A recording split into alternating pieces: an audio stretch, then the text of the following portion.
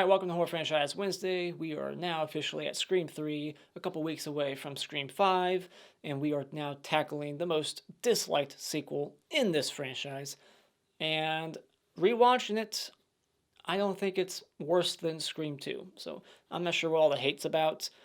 It's not any worse than Scream 2. I actually enjoy this one more than Scream 2. So call me crazy. But, so yeah, this one directed by Wes Craven yet again, and not written by Kevin Williamson. He was doing other projects at the time. He just did like The Faculty. He was directing something else, I think. And so Ehren Kruger, no relation to Freddy Krueger, took over the writing responsibility for this one. And this one had a lot of major production issues, like lots of rewrites, different scripts, rewriting scenes on like the day that they were going to shoot them, like really crazy stories. So, and it's funny because the movie within the movie kind of reflects what's happening behind the scenes. But the story for this one is we got a new Ghostface killing people on this set of Stab 3, the cast and crew getting picked off one by one, and this new Ghostface killer is trying to lure Sidney out of where she's hiding. She's working alone at home, living in the woods, just very isolated, and he's trying, or she, is trying to get her out of hiding. And so, yeah, that's the story. That's all I'll say for now.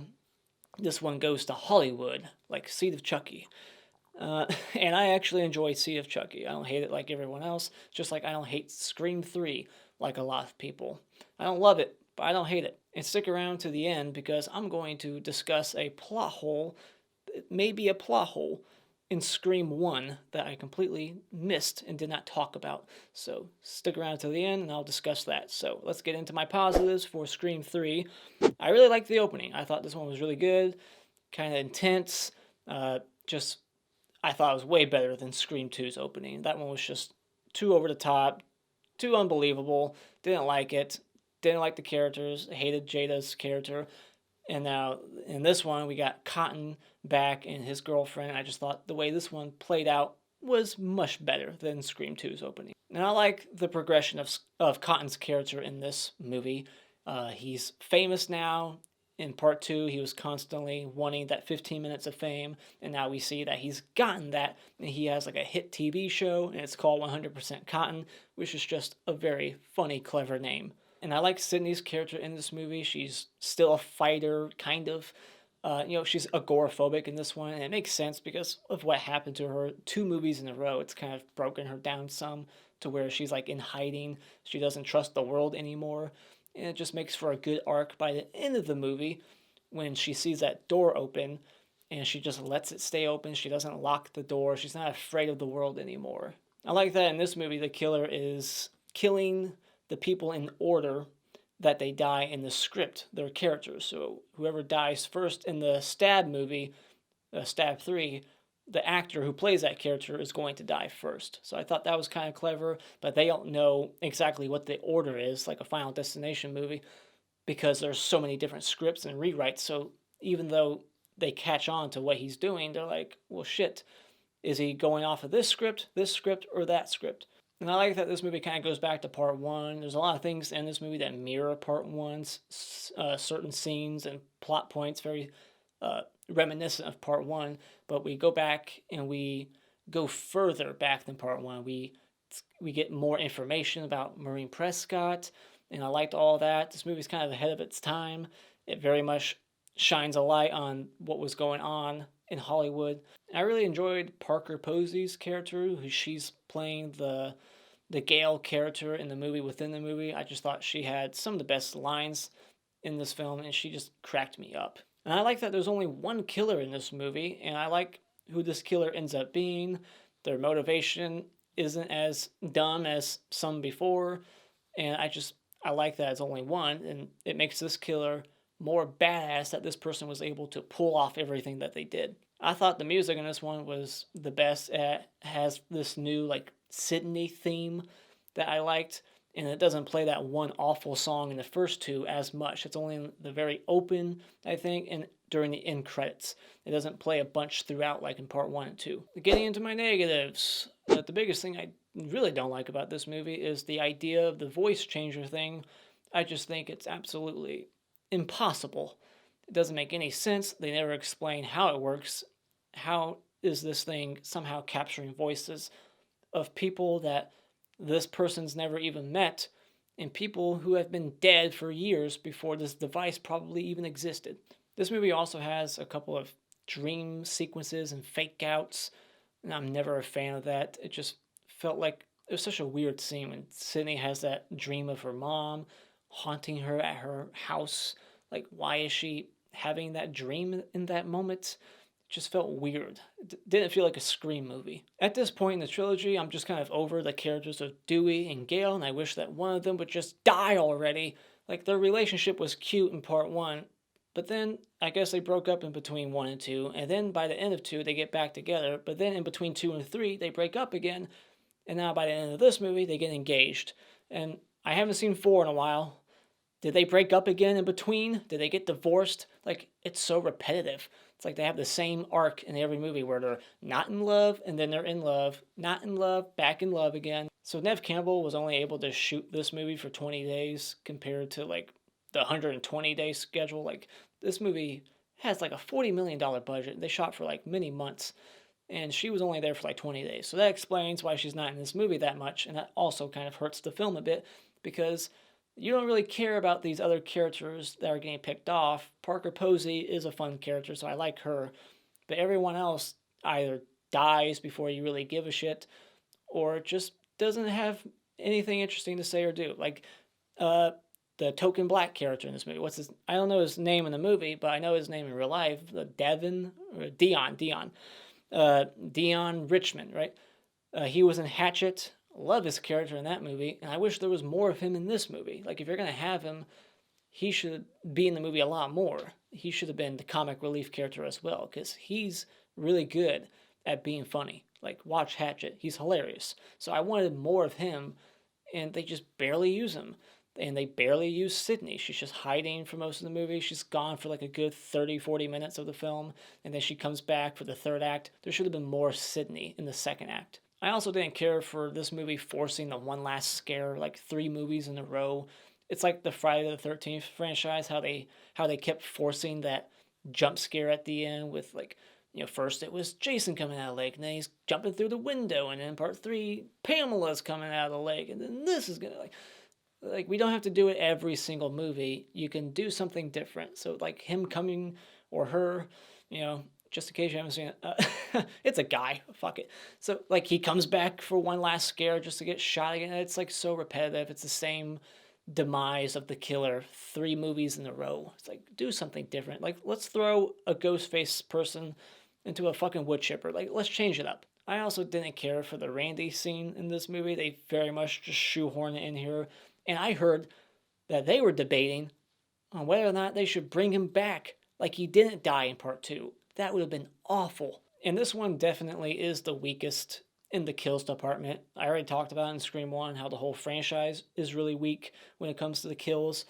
But at least Scream 1 had the garage door kill, and Scream 2 had the pole through that guy's head kill. This one has nothing memorable. So final thoughts. This is a more meta, more tongue-in-cheek, comedic sequel that to me has a much better opening and better finale, better killer, better reveal than part 2. It's less agitating to me than part 2. And if you can just suspend disbelief, I think it's an enjoyable murder mystery. So when it comes to Scream 3, maybe just consider streaming it, borrowing it from a friend, or renting it at Redbox. Alright, spoilers. So, in the opening, we got Cotton, and he's on the phone talking about how he's going to be in Stab 3, and he's going to get killed in the opening of Stab 3, and he just so happens to get killed here in the opening of Scream 3. And his show is called 100% Cotton, and we got the whole phone game. The phone game's being done again, like in part 1. There's a lot of things in this movie that kind of mirror part 1. They're borrowing quite a few things from that movie. And the Ghostface is bringing the phone game back. I want to play a game. You're going to tell me where Sidney's at. It's not quite the same game as part 1, but I like that they brought that back. If you tell me, you live. If you don't, you die. Make your choice. But it's kind of funny that he doesn't really try very hard to kind of beat that information out of Cotton. He just quickly kills him. It's like, give him a chance. Like, torture him a little bit, and maybe he'll tell you where Sidney's at. But he's just like, whatever, game over, stab. I did think it was kind of interesting that he's supposed to be like so rich.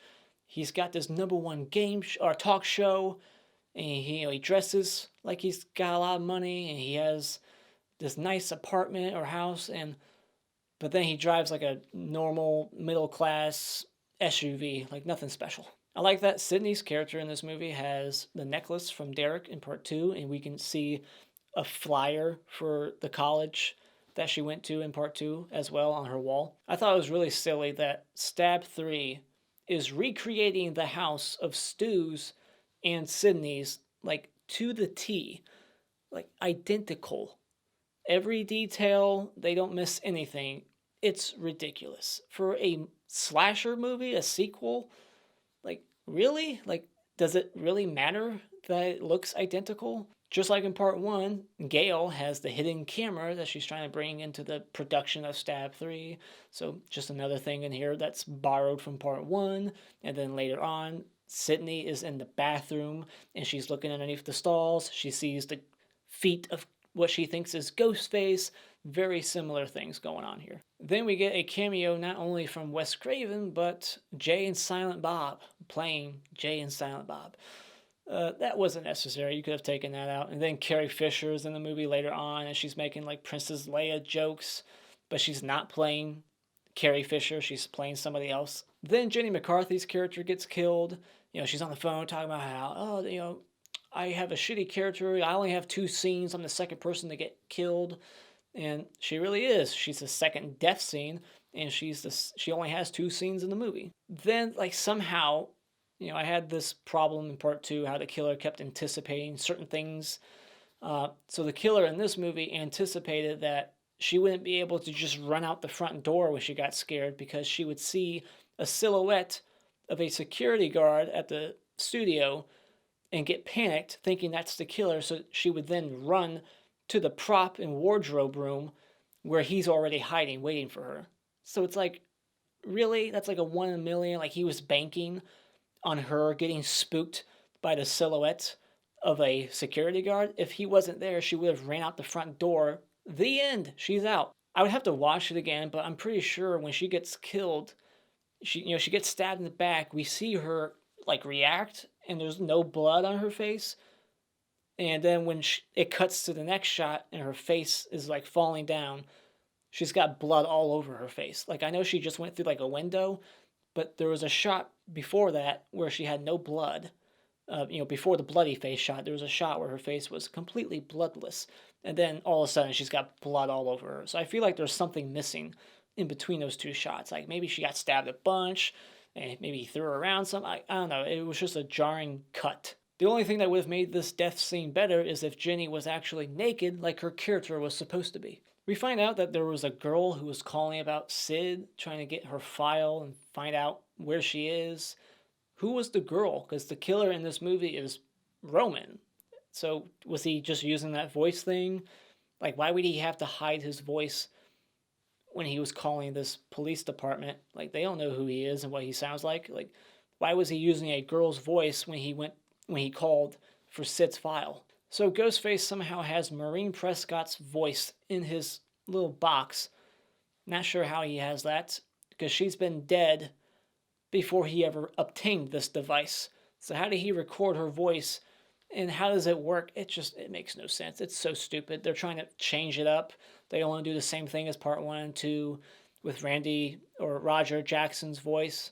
So let's do this, but it's like, it's so illogical. I don't like it. Finally, Tatum from part 1 gets brought up from Patrick Warburton's character, Joe from Family Guy. He's on the phone talking shit to Dewey, but it's not Dewey, it's the killer. But it's like, that's the only person who talks about Tatum in this franchise after she's dead. So this scene with the whole gas explosion is just so ridiculous. Like, it would not happen like this. Okay, so the power goes out, but the fax machine's still working. And he goes back inside. He's trying to read what it is, that the script's being rewritten. And then he's like, I need to go in this room to read it. I can't just take the paper outside with everyone else and light my lighter then. I gotta go in this room. I guess the kitchen. It doesn't smell gas. And then when he lights the lighter, like 5 seconds go by so that he has time to read about how he's about to blow up, and then he blows up on cue. Bullshit. Dude, if that house was filled with gas, as soon as he lit that thing, boom. So Patrick Dempsey, his character, he borrows Dewey's phone, and then it's very shortly after this that somehow Roman has Sidney's phone number because he's calling her using her mom's voice. But how does he have her number? Am I to assume that at some point while he was being questioned at the police station that he stole Dewey's phone from Patrick Dempsey's character, Kincaid? Dream Warrior reference? Is that the same? Is he named after Kincaid? So, like, he knew that Dewey gave Kincaid his phone? How? And then how did he somehow steal it from the cop without him noticing? Like, I don't know. How did he get her number? And then we get the whole Randy tape thing. Don't care for it. And it's just so unbelievable. Like, he's communicating with Dewey. Like, they're having like a conversation, even though this is a pre-recorded tape. He just anticipated what someone was going to say, how they were going to react to everything he was saying. You know, it's just like, it's supposed to be funny, but I can't help but roll my eyes at it. So then Sidney is being chased around her house at the studio, like a replica of her actual house. So I like this scene, but how did the killer teleported? She's looking at the door. The door is like the knobs turning. The killer was just there, and then all of a sudden he's like at the window. Like he's there, and then he's there. And just like in part one, the killer in this movie not only makes himself a suspect, gets brought into a police station for questioning, just to only then be cleared and made no longer a red herring, but then he also goes as far as to fake his own death, just like Billy. So lots of copying part one, like just lots of things mirroring part one. And seriously, what is up with Gail's inability to properly check people's pulses? Like she goes and she feels it, feels nothing, and then goes upstairs like, Roman's dead. No, he's not. And I listened to the commentary, so apparently they shot that scene twice, one where she didn't check the pulse and one where she did. And then they shot a scene later on during the explanation, the whole reveal, where Roman actually he explained to Sidney how he slowed his heartbeat and like made his pulse stop by like when he was in that coffin, he was like leaning up against his arm, putting so much pressure up here that it like made his pulse go away. Like he actually like explained how he made his pulse go away, but they cut that line out. So they should have put that line back in so I wouldn't be here questioning how she didn't feel a pulse. And then Deon Richmond's character, he gets like the CC kill from part two, just thrown over the balcony. But that stunt where he like lands on his neck, that looked brutal. There was no pad, nothing. Then Dewey wastes all 6 rounds shooting all like 6 mirrors instead of just shooting 1 or 2 or just 1 and then going through to see who's on the other side. He just wastes every fucking shot and like lost count because he goes to shoot again later. It's like, don't you know how to count? You're a cop. You should know when you're out of bullets. And I like how the knife, like the handle, hits him in the head. It's like subversion of expectations. Usually killers in movies are really good at making the knife land point first. So I like that. It just hit him with the handle and he falls down the stairs. So Sidney, she shows up with 2 guns and the killer has like, you know, the metal detector and he makes her throw her gun away, but he doesn't even ask her if she might have a second gun. Like he knows that she just came from like the police station. He should be like, now take out your other gun. You know, like check the other foot. But no, he doesn't. So he's not that smart. Usually in movies, especially like action movies, they'll always have that line where they're like, now the other gun. Like, you know, I know you're carrying more than one piece, but not in this one. So yeah, like he has Gail and Dewey as hostages. Like you don't need 2. 1's enough. Like kill one of them. Like we didn't need Gail and Dewey to survive this movie. That knife could have actually just killed him and he could have kept Gail alive instead. Another little thing that's very similar to part 1 is when Lance Henriksen is taken out of the closet and he's tied up. It's kind of like the dad in part 1 when they take him out of the closet and they're going to frame him. It just felt very similar. And there's a Roger Corman cameo earlier I forgot to talk about. But I love that when he's giving his big motivation speech about why he's so mad and butthurt, that she had the life that he never had. She got to be with the mom, he couldn't.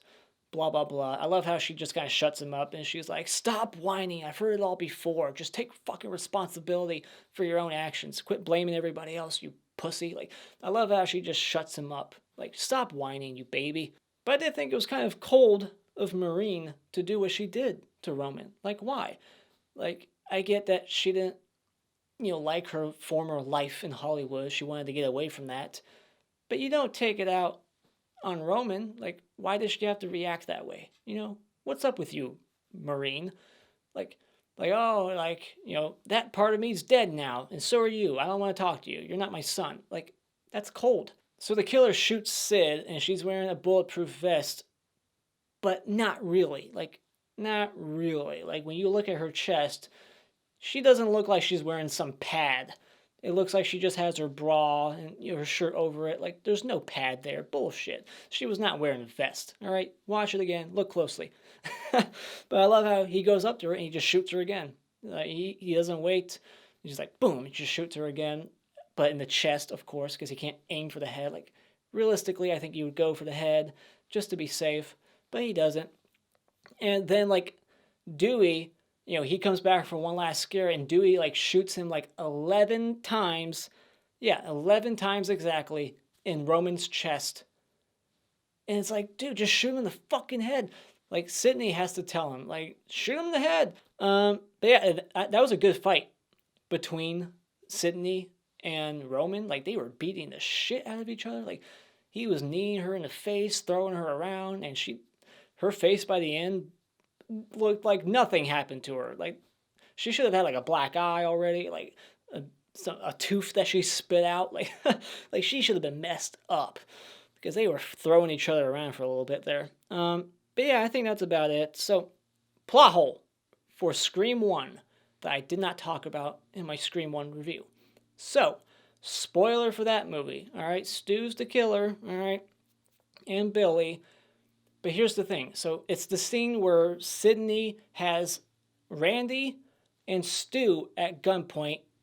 Dewey is presumably dead. He's right there with the knife in his back.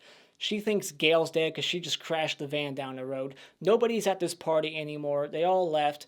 And she sees that tape earlier, just a couple minutes earlier. She sees that tape, the 30-second delay thing. She sees Jamie Kennedy's character, Randy. She sees him on the couch, Ghostface behind Randy, about to stab Randy. So Randy's about to be a victim of Ghostface, but yet 2 minutes later, and she sees this. She sees it, she hears it, because it has audio also. She hears Randy, his voice, talking to the movie Halloween that he's watching. Jamie Lee, look out behind you. She hears it, that's Randy. She sees that that's Randy. But then 2-3 minutes later, she has Randy and Stu at gunpoint, and she's like, who's the killer? I don't know.